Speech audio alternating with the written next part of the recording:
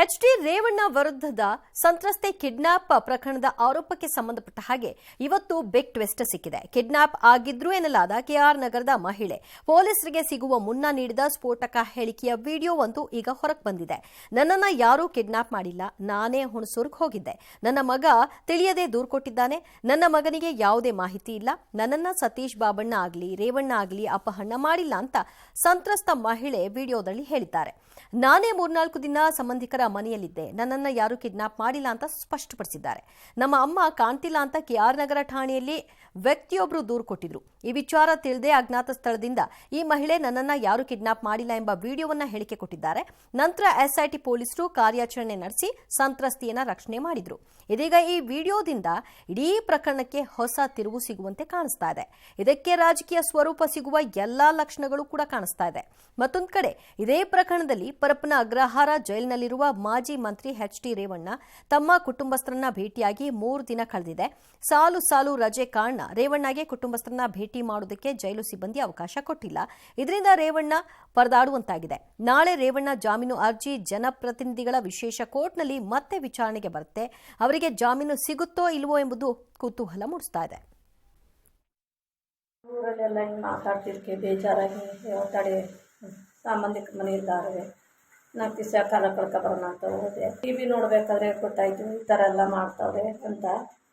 ಅದನ್ನು ನೋಡ್ಬಿಟ್ಟು ಯಾಕಪ್ಪ ಹಿಂಗೆ ಮಾಡಿದ್ರು ಅಂತ ಯೋಚನೆ ಬಂತು.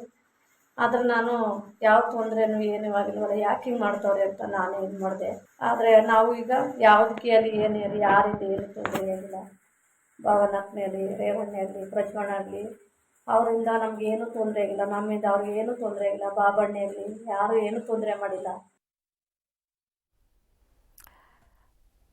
ಅಂದರೆ ಎಸ್ಐಟಿಗೆ ಮಹಿಳೆ ಸಿಗೋ ಮೊದಲು, ಅಂದರೆ ಅವ್ರನ್ನ ರಕ್ಷಣೆ ಮಾಡೋ ಮೊದಲು ಆಗಿರ್ತಕ್ಕಂತಹ ವಿಡಿಯೋ ಇದು.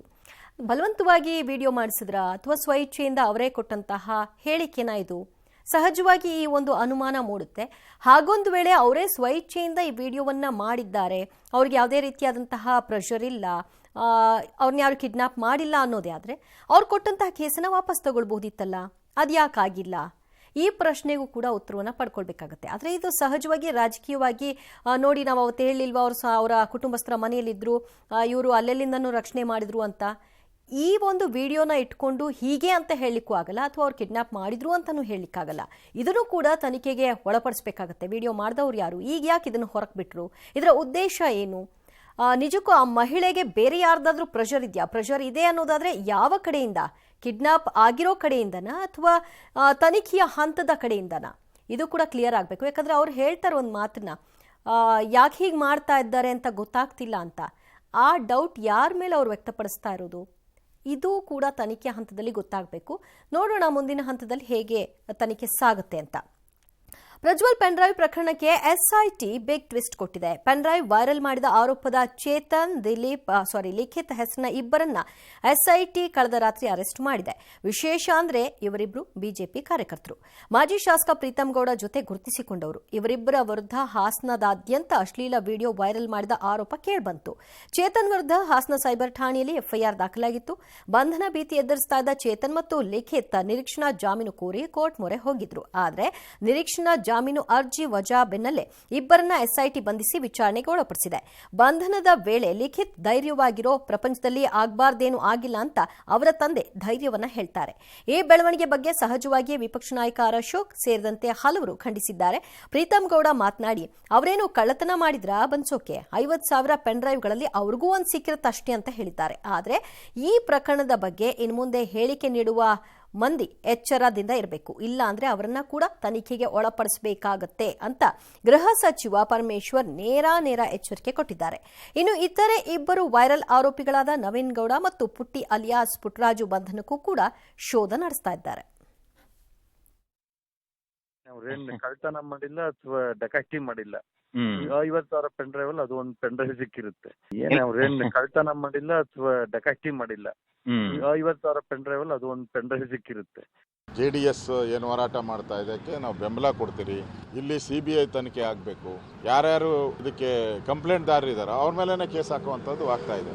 ನನ್ನ ಮನವಿ ಏನು ಅಂತ ಹೇಳಿದ್ರೆ, ಸಾರ್ವಜನಿಕರಿಗೆ ಅಥವಾ ನಮ್ಮ ನಾಯಕರುಗಳಿಗೆ ಹೇಳಿಕೆಗಳನ್ನು ಕೊಡುವಾಗ ಸ್ವಲ್ಪ ಎಚ್ಚರಿಕೆಯಿಂದ ಕೊಡಬೇಕು. ಇಲ್ಲ ಅಂತಂದ್ರೆ ಅವರನ್ನು ಕೂಡ ನಾವು 41A ಪ್ರಕಾರ ಅವ್ರನ್ನು ಕೂಡ ಕರಿಬೇಕಾಗ್ತದೆ.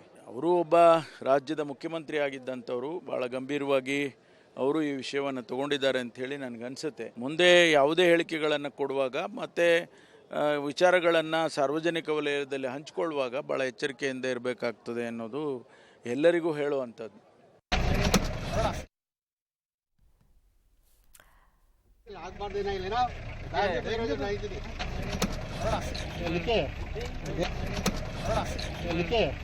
ಧೈರ್ಯವಾಗಿರು, ಏನಿಲ್ಲ ಪ್ರಪಂಚ ಆಗ್ಬಾರ್ದೇನ ಇಲ್ಲೇನೋ, ಧೈರ್ಯವಾಗಿರು, ಏನಿಲ್ಲ ಪ್ರಪಂಚ ಆಗ್ಬಾರ್ದೇನ ಇಲ್ಲೇನೋ. ಬಿಜೆಪಿ ಕಾರ್ಯಕರ್ತ ಅನ್ನೋ ಒಂದೇ ಒಂದು ಕಾರಣಕ್ಕೆ ಅವ್ರನ್ನ ಬಂಧನಕ್ಕೆ ಒಳಪಡಿಸಬಾರ್ದಿತ್ತ? ಖಂಡಿತ ಹಾಗೇನಿಲ್ಲ. ಈ ವಿಡಿಯೋನ ಯಾರೇ ಹಂಚಿಕೆ ಮಾಡಿದ್ರು, ಹೆಣ್ಣು ಮಕ್ಕಳ ಮಾನಕ್ಕೆ ಧಕ್ಕೆಯನ್ನು ಯಾರೇ ತಂದಿದ್ರು ಕೂಡ ಮುಲಾಜಿಲ್ಲದೆ ಅವರ ವಿರುದ್ಧ ಕ್ರಮವನ್ನು ತೆಗೆದುಕೊಳ್ಳಲೇಬೇಕಾಗುತ್ತೆ. ಅದು ಯಾವುದೇ ಹಂತದಾದರೂ ಕೂಡ SIT ಅವರ ಒಂದು ಕ್ರಮವನ್ನು ಅವರು ತೆಗೆದುಕೊಳ್ಳಬಹುದು. ಆದರೆ ಇಲ್ಲಿ ಪ್ರಶ್ನೆ ಬರೋದು, ಬಿಜೆಪಿ ಕಾರ್ಯಕರ್ತನ ಮಾತ್ರ ಅರೆಸ್ಟ್ ಮಾಡ್ತಾರೆ, ಇಲ್ಲಿ ಮೂಲ ಕಾರ್ತಿಕ್ ಗೌಡ ಏನಿದ್ದಾನೆ ಅವನ ಅರೆಸ್ಟ್ ಆಗ್ತಿಲ್ಲ, ನವೀನ್ ಅವನು ಫೇಸ್ಬುಕ್ನಲ್ಲೆಲ್ಲ ಪೋಸ್ಟ್ ಹಾಕೊಂಡಿದ್ದಾನೆ, ಅವನ್ನ ಅರೆಸ್ಟ್ ಮಾಡ್ತಿಲ್ಲ, ಇನ್ಯಾರೋ ಪುಟ್ಟಿ ಇವ್ರನ್ನ ಯಾಕೆ ಅರೆಸ್ಟ್ ಮಾಡ್ತಿಲ್ಲ ಅನ್ನೋ ಪ್ರಶ್ನೆ. ಅವರು ಇವರು ಅನ್ನೋದನ್ನ ಡಿವೈಡ್ ಮಾಡೋದನ್ನ ಬಿಟ್ಟು ತನಿಖೆ ಆಗಲಿ, ಆಮೇಲೆ ಹೊರಗೆ ಬಂದ ಮೇಲೆ ಗೊತ್ತಾಗುತ್ತೆ. ಈಗ ಒಂದೊಂದೇ ವಿಚಾರಗಳು ಹೊರಗೆ ಬರ್ತಾ ಅವ್ರು ಕಂಪ್ಲೇಂಟ್ ಕೊಟ್ಟಿರೋದು ಸುಳ್ಳು, ಮತ್ತೊಂದು ಅನ್ನೋಂತೆಲ್ಲ ವಿಚಾರಗಳು ಬರ್ತಿದ್ದಿಲ್ಲ, ಹಾಗೆ ಎಲ್ಲವೂ ಕೂಡ ಮುಂದೆ ಬೆಳಕಿಗೆ ಬರ್ತಾ ಹೋಗುತ್ತೆ. ತನಿಖೆ ಹಂತದಲ್ಲಿ ಡಿಸ್ಟರ್ಬ್ ಆಗೋದು, ರಾಜಕೀಯ ಮಾಡೋದು ಸೂಕ್ತ ಅಲ್ಲ ಅಂತ ಕಾಣಿಸುತ್ತೆ. ಇನ್ನು ಪೆನ್ ಡ್ರೈವ್ ವಿತರಣೆಗೆ ಸಂಬಂಧಿಸಿದಂತೆ ಹಾಸನದ ನವೀನ್ ಗೌಡ ಹೆಸರು ಕೇಳಿ ಬರ್ತಿದ್ದ ಹಾಗೆ ಈಗ ಇದೇ ನವೀನ್ ಗೌಡ ಪ್ರಕರಣಕ್ಕೆ ಹೊಸ ಒಂದು ಟ್ವಿಸ್ಟ್ ಅನ್ನ ಕೊಟ್ಟಿದ್ದಾರೆ. ನನ್ನ ಫೇಸ್ಬುಕ್ ಖಾತೆಯಲ್ಲಿ ಏಪ್ರಿಲ್ 20 ಆ ದಿನ ನನಗೆ ರಸ್ತೆಯಲ್ಲಿ ಸಿಕ್ಕಿದಂತಹ ಪೆನ್ ಡ್ರೈವ್ ಅರಕಲಗೂಡು ಶಾಸಕ ಎ ಮಂಜು ಅವರಿಗೆ ಏಪ್ರಿಲ್ 21ರಂದು ಅರಕಲಗೂಡಿನ ಮಾರುತಿ ಕಲ್ಯಾಣ ಮಂಟಪದಲ್ಲಿ ಕೊಟ್ಟಿದ್ದೀನಿ. ಕುಮಾರಸ್ವಾಮಿ ಅವರು ಹೇಳಿದ ಹಾಗೆ ವಿಡಿಯೋ ವೈರಲ್ ಹಿಂದೆ ಇರುವ ಮಹಾನಾಯಕ ಅರಕಲಗೂಡು ಶಾಸಕರೇ ಆಗಿರಬಹುದಾ ಅಂತ ಅವರು ಬರ್ಕೊಂಡಿದ್ದಾರೆ. ಹೀಗಾಗಿ ಪೆನ್ ಡ್ರೈವ್ ಹಂಚಿಕೆ ಆರೋಪದ ಕೆಸರು ಎ ಮಂಜುಗೂ ಅಂಟ್ಕೊಳ್ತು. ಈ ಬಗ್ಗೆ ಎ ಮಂಜು ಮೈಸೂರಿನಲ್ಲಿ ಸ್ಪಷ್ಟೀಕರಣ ಕೊಟ್ಟಿದ್ದಾರೆ. ನವೀನ್ ಗೌಡ ಯಾರು ಅಂತಾನೆ ನನಗೆ ಗೊತ್ತಿಲ್ಲ, ನನಗೆ ಆ ಪೆನ್ ಡ್ರೈವ್ ತಲುಪಿಸಿಯೇ ಇಲ್ಲ ಅಂತ ಹೇಳಿದ್ದಾರೆ. ಏಪ್ರಿಲ್ 21ರಂದು ಯಾವುದೋ ಮದುವೆಗೆ ಹೋಗಿರುವುದು ಸತ್ಯ. ಮದುವೆಯಲ್ಲಿ ನೂರಾರು ಜನರನ್ನ ಮಾತನಾಡಿಸಿದ್ದೀನಿ, ಅದರಲ್ಲಿ ಅವನು ಯಾರು ಅನ್ನೋದು ಗೊತ್ತಿಲ್ಲ. ನಾನು ಇವತ್ತಿನವರೆಗೂ ಅವನ ಹೆಸರು ಕೇಳಿಲ್ಲ, ಅವನನ್ನ ನೋಡಿಯೇ ಇಲ್ಲ. ಅವನ ಹಿಂದೆ ಯಾರೋ ಪ್ರಬಲರು ಇರುವ ಸತ್ಯ ವಿಚಾರ ಅಂತ ಹೇಳಿದ್ದಾರೆ. ಅದರ ಬಗ್ಗೆ ತನಿಖೆಯಾಗಬೇಕು. ನವೀನ್ ಗೌಡ ವಿರುದ್ಧ ನಾನು ಮಾನನಷ್ಟ ಮೊಕದ್ದಮೆಯನ್ನ ಹೂಡ್ತೀನಿ ಅಂತ ಎ ಮಂಜು ಹೇಳಿದ್ದಾರೆ. ನೋಡಿ, ಅವನು ಯಾರು ಏನು ಅಂತ ನನಗೆ ಗೊತ್ತಿಲ್ಲ. ಇದ್ರಲ್ಲಿ ಏನೋ ಹಿಂದೆ ಪಿತೂರು ಇದೆ. ಕೂಡಲೇ ಅವನ್ನ ಬಂಧಿಸಿ ನನಗೆ ಏನು ಕೊಟ್ಟವನು ಏನು ಅನ್ನೋದು ನನಗೆ ಗೊತ್ತೇ ಇಲ್ಲ. ಈ ತರ 3rd ಕ್ಲಾಸ್ ಕೆಲಸಗಳನ್ನ ಯಾವನು ಮಾಡಬಾರ್ದು.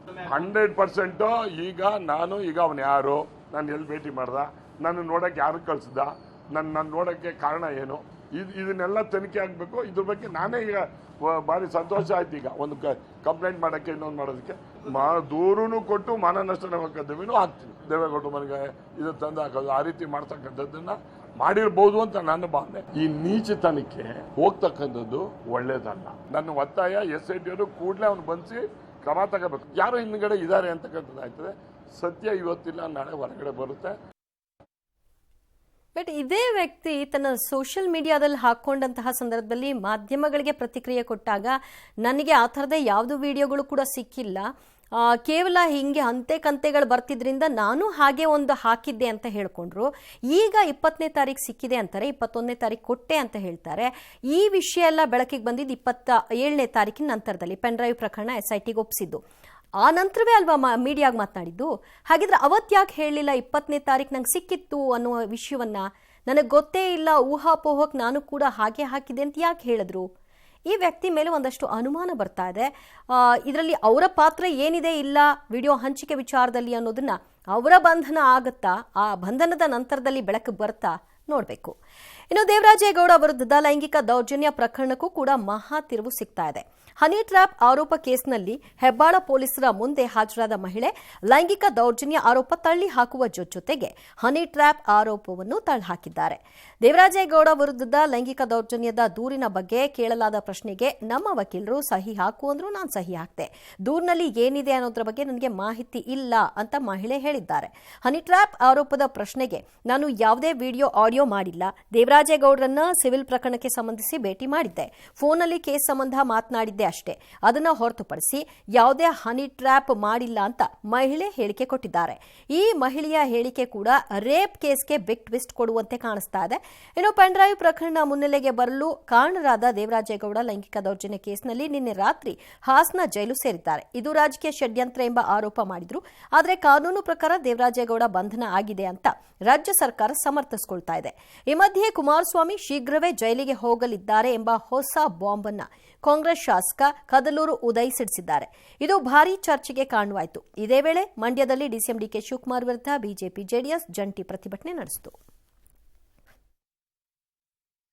ಪ್ರಕರಣದ ಬಗ್ಗೆ ಸತ್ಯಕ್ಕೆ ಜಯ ಇದೆ.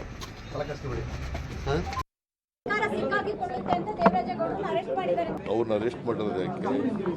ಹೆಣ್ಮಕ್ಳ ಮೇಲೆ ದೌರ್ಜನ್ಯ ಮಾಡೋದನ್ನ ಕೇಸ್ ಅರೆಸ್ಟ್. ನಾವು we are not interfering in the investigation of the ಪೊಲೀಸಿನವರಿಗೆ ಪೂರ್ಣ ಸ್ವಾತಂತ್ರ್ಯ ಕೊಟ್ಟಿರ್ತೀವಿ. ದೇವರಾಜೇಗೌಡ ಬಂಧಿಸಿದರೆ ಯಾವ ಪ್ರಕರಣ ಸರ್? ಒಟ್ಟಾರೆ ಇದಕ್ಕೆ ಈ ಹಗರಣಕ್ಕೆ ಸಂಬಂಧಪಟ್ಟ ಹಾಗೇನೆ ಅವರನ್ನ ಅರೆಸ್ಟ್ ಮಾಡಿದ್ದಾರೆ. ಮುಂದಿನ ಮಾಹಿತಿಗಳೆಲ್ಲ SITಗೆ ಮಾತ್ರ ಗೊತ್ತಿರುತ್ತೆ. ಕುಮಾರಸ್ವಾಮಿ ಏನು ಸಾಚ ಅಲ್ಲ. ನಾನು ಹೇಳುದು, ಕುಮಾರಸ್ವಾಮಿ ಅವರು ಇದೇ ಪರಿಸ್ಥಿತಿಯನ್ನು ಎದುರಿಸುವಂತ ಕಾಲ ಕೂಡ ಹತ್ರ ಬರ್ತಾ ಇದೆ. ಈಗ ಯಾರಾದ್ರೂ ಸಂತ್ರಸ್ತೆಯರು ದೂರು ಕೊಟ್ಟಾಗ ಮುಲಾಜಿಲ್ಲದೆ ತನಿಖೆ ಮಾಡ್ತಾರೆ ಸರ್ಕಾರ. ಹಾಗೊಂದು ವೇಳೆ ಆ ಮಹಿಳೆ ಹೇಳಿಕೆ ಕೊಟ್ಟಿದ್ದಾರೆ ಅನ್ನೋದೇ ಆದರೆ ಒಂದು ಫಾಲ್ಸ್ ಕಂಪ್ಲೇಂಟ್ ಆದಂಗೆ ಆಗುತ್ತೆ. ಯಾರನ್ನೋ ಮೆಚ್ಚಿಸ್ಬೇಕು, ಯಾರನ್ನೋ ಒಪ್ಪಿಸ್ಬೇಕು ಅನ್ನೋ ಕಾರಣಕ್ಕೆ ಸ್ಪೆಷಲ್ ಇಂಟ್ರೆಸ್ಟ್ನ ತೋರ್ಸಕ್ಕೆ ಹೋದರೆ ಕೆಲವು ಕೇಸ್ಗಳಲ್ಲಿ ಕೋಲ್ಕೊಟ್ಟು ಹೊಡೆಸ್ಕೊಳ್ತಾರೆ ಅಂತಾರಲ್ಲ, ಹಂಗಾಗೋ ಸಾಧ್ಯತೆ ಇರುತ್ತೆ. ನೋಡಬೇಕು ಈ ಒಂದು ಪ್ರಕರಣದಲ್ಲಿ ಆ ಮಹಿಳೆ ಸ್ಟೇಟ್ಮೆಂಟ್ ಹೀಗೆ ಇದೆಯಾ ಏನು ಅನ್ನೋದು ಗೊತ್ತಾಗುತ್ತೆ. ಯಾಕಂದರೆ ಗೃಹ ಮಂತ್ರಿಗಳೇ ಹೇಳ್ತಾ ಇದ್ರು SIT ತನಿಖೆಯಲ್ಲಿ ಏನಿದೆ ಅನ್ನೋದನ್ನ ನಮಗೆ ಗೊತ್ತು, ಅಲ್ಲೇ ಗೊತ್ತಿರೋದು ಅಂತ. ಬಹುಶಃ ಇರಬಹುದೇನೋ ಅಥವಾ ಇಲ್ಲದೂ ಇರಬಹುದು. ಇನ್ನು ಹಲವು ಮಹಿಳೆಯರ ಮೇಲೆ ಲೈಂಗಿಕ ದೌರ್ಜನ್ಯ ಎಸಗಿರುವ ಆರೋಪ ಎದುರಿಸ್ತಾ ಇರುವಂತಹ ಸಂಸದ ಪ್ರಜ್ವಲ್ ರೇವಣ್ಣ ವಿದೇಶದಲ್ಲಿ ತಲೆಮರೆಸಿಕೊಂಡು 2 ವಾರ ಆಗ್ತಾ ಇದೆ. ಪ್ರಜ್ವಲ್ ರೇವಣ್ಣ ಸುಳಿವು ಸಿಕ್ಕಿಲ್ಲ. ಬ್ಲೂ ಕಾರ್ನರ್ ನೋಟಿಸ್ ಜಾರಿ ಮಾಡಿದ್ರೂ ಪ್ರಯೋಜನ ಇಲ್ಲ. ಹೀಗಾಗಿ ಪ್ರಜ್ವಲ್ ವಿರುದ್ಧ ರೆಡ್ ಕಾರ್ನರ್ ನೋಟಿಸ್ ಜಾರಿಗೆ SIT ಸಿದ್ಧತೆ ನಡೆಸಿದೆ. ರೆಡ್ ಕಾರ್ನರ್ ನೋಟಿಸ್ ಜಾರಿ ಸಂಬಂಧ CBI ಜೊತೆಗೆ SIT ಚರ್ಚೆ ನಡೆಸಿದೆ. ಆದರೆ ಇದಕ್ಕೆ CBI ಒಪ್ಪಿಗೆ ನೀಡುತ್ತೋ ಇಲ್ವೋ ಕುತೂಹಲ. ಈ ಬಗ್ಗೆ ಗೃಹ ಮಂತ್ರಿ ಪರಮೇಶ್ವರ್ ಅವರು ಎಲ್ಲಿಯೂ ಗುಟ್ಟನ್ನ ಬಿಟ್ಕೊಟ್ಟಿಲ್ಲ. ಬ್ಲೂ ಕಾರ್ನರ್ ನೋಟಿಸ್ ಜಾರಿಯಾಗಿದೆ, ಪ್ರಜ್ವಲ್ ಎಲ್ಲಿದ್ದಾನೆ ಎಂಬ ಬಗ್ಗೆ CBI ಇಂಟರ್ಪೋಲ್ ಮಾಹಿತಿ ಕಾಯ್ತಾ ಇದೆ ಅಂತ ಪರಮೇಶ್ವರ್ ತಿಳಿಸಿದ್ದಾರೆ. ಇದೇ ವೇಳೆ ಪ್ರಜ್ವಲ್ ಬಂಧಿಸಲು SIT ವಿದೇಶಕ್ಕೆ ತೆರಳುವ ಸಾಧ್ಯತೆಯನ್ನು ಗೃಹ ಸಚಿವರು ತಳ್ಳಿಹಾಕಿದ್ದಾರೆ. ಬ್ಲೂ ಕಾರ್ನರ್ ನೋಟಿಸ್ ಏನು ಇಶ್ಯೂ ಮಾಡಿದ್ದೀವಿ, ಇಂಟರ್ನ್ಯಾಷನಲ್ ಪೊಲೀಸ್ ಇಂಟರ್ಪೋಲ್ನವರು ಅವರಿಗೆ ಅವರು ಇನ್ಫಾರ್ಮೇಷನ್ ಕೊಡ್ತಾರೆ. ಯಾವ ರೆಸ್ಪೆಕ್ಟಿವ್ ಕಂಟ್ರಿಯಲ್ಲಿ ಅವರು ಐಡೆಂಟಿಫೈ ಆಗ್ತಾರೆ, ಅವರಿಗೆ ತಿಳಿಸ್ತಾರೆ. ಆಮೇಲೆ ನಮ್ಮ ಏಜೆನ್ಸಿಗಳಿಗೂ ಗೊತ್ತಾಗುತ್ತೆ, CBI ಗೊತ್ತಾಗುತ್ತೆ, ಅದರ ಮೂಲಕ ನಮಗೆ ಗೊತ್ತಾಗುತ್ತೆ. ಪ್ರಜ್ವಲ್ ರೇವಣ್ಣ ಪಲಾಯನ ಆಯಿತು. ಈಗ ರೆಡ್ ಕಾರ್ನರ್ ನೋಟಿಸ್ ಅಂತಿದ್ದಾರೆ. ಏನಿದು, ಹೇಗೆ ವರ್ಕ್ ಆಗುತ್ತೆ? ರೆಡ್ ಕಾರ್ನರ್ ನೋಟಿಸ್ ಅಂದರೆ ಅಂತಾರಾಷ್ಟ್ರೀಯ ಬಂಧನ ವಾರೆಂಟ್ ಅಲ್ಲ. ಇದು ಅಂದರೆ ಎಲ್ಲಿದ್ದಾರೆ ಅನ್ನೋ ಇನ್ಫಾರ್ಮೇಷನ್ನ ಕೊಡುವಂತಹ ವಿಚಾರ. ವಿಚಾರಣೆ ಶಿಕ್ಷೆ ನೀಡುವಂತಹ ಸಲುವಾಗಿ ಆರೋಪಿ ಬಂಧನ ಕೋರಿ ನೀಡುವಂತಹ ನೋಟಿಸ್ ಇದು. ಇವರು ನಮಗೆ ಬೇಕಾಗಿದ್ದಾರೆ, ಇವ್ರನ್ನ ವಿಚಾರಣೆ ಮಾಡಬೇಕಾಗಿದೆ ಅಂತ ಆ ಮೂಲಕ ನೋಟಿಸ್ ಕೊಡೋದು. ವಾಂಟೆಡ್ ಇರುವ ವ್ಯಕ್ತಿಯನ್ನ ಬಂಧಿಸುವಂತೆ ಸದಸ್ಯ ರಾಷ್ಟ್ರವೊಂದು ಮಾಡುವ ಮನವಿಯನ್ನೇ ರೆಡ್ ಕಾರ್ನರ್ ನೋಟಿಸ್ನ ಮೂಲಕವಾಗಿ ಮಾಡಿಕೊಳ್ಳಲಾಗುವುದು. ಅದು CBI ಥ್ರೂ ಹೋಗುತ್ತೆ. ಸೊ ಆ ಒಂದು ಇನ್ಫಾರ್ಮೇಷನ್ನ ಕೊಡ್ತಾರೆ. ಮೊದಲು ವಿದೇಶದಲ್ಲಿ ತಲೆಮರೆಸಿಕೊಂಡಿದ್ದಾರೆ ಅಂತ ಕೋರ್ಟ್ಗೆ ದೋಷಾರೋಪ ಪಟ್ಟಿಯನ್ನ ಸಲ್ಲಿಸಬೇಕು. ರೆಡ್ ಕಾರ್ನರ್ ನೋಟಿಸ್ನ ಜಾರಿ ಮಾಡಬೇಕು ಅಂದರೆ ಪ್ರೊಸೀಜರ್ ಹೀಗೆ ಹೋಗಬೇಕು. ಆಗ ಆರೋಪಿ ಪತ್ತೆಗೆ ಕೋರ್ಟ್ ವಾರೆಂಟ್ ಪಡೆದು CBIಗೆ ಮನವಿಯನ್ನ ಮಾಡಿಕೊಳ್ಬೇಕು. ಕೋರ್ಟ್ನ ಮೂಲಕವಾಗಿ ವಾರೆಂಟ್ ಪಡೆದು ಅದನ್ನು CBIನ ಮೂಲಕವಾಗಿ ಮನವಿಯನ್ನ ಮಾಡಿಕೊಳ್ಬೇಕು. ಆ ನಂತರದಲ್ಲಿ ಅವರು ಇಂಟರ್ಪೋಲ್ಗೆ ಇನ್ಫಾರ್ಮೇಷನ್ನ ಕೊಡ್ತಾರೆ. ಸೊ ಆ ಮೂಲಕವಾಗಿ ಅವ್ರನ್ನ ಸಂಪರ್ಕಿಸುವಂತಹ ಪ್ರಯತ್ನಗಳು ಸಾಗುತ್ತವೆ. CBI ಒಪ್ಪಿಗೆ ಸೂಚಿಸಿದ್ರೆ ಆಗ ಇಂಟರ್ಪೋಲ್ನಿಂದ ರೆಡ್ ನೋಟಿಸ್ ಜಾರಿ ಮಾಡಲಾಗುತ್ತೆ. ಇದಿಷ್ಟು ಪ್ರೊಸೀಜರ್ಗಳಾಗಬೇಕು. ಸೊ ಈ ಇಷ್ಟು ಪ್ರೊಸೀಜರ್ಗಳು ಇನ್ನೂ ಆಗಿಲ್ಲ. ಅದಕ್ಕೆ ಸಿದ್ಧತೆಗಳನ್ನ SIT ಮಾಡ್ಕೊಳ್ತಾ ಇದೆ ಅಂತ ಹೇಳಲಾಗ್ತಾ ಇದೆ. ಆರೋಪಿ ತಲೆಮರೆಸಿಕೊಂಡಿದ್ದಾರಾ, ಮಗದೊಂದ ದೇಶದ ಪೊಲೀಸರಿಗೆ ಆ ಬಗ್ಗೆ ಶೋಧ ಮಾಹಿತಿಗಳನ್ನ ರವಾನೆ ಮಾಡಲಾಗುತ್ತೆ.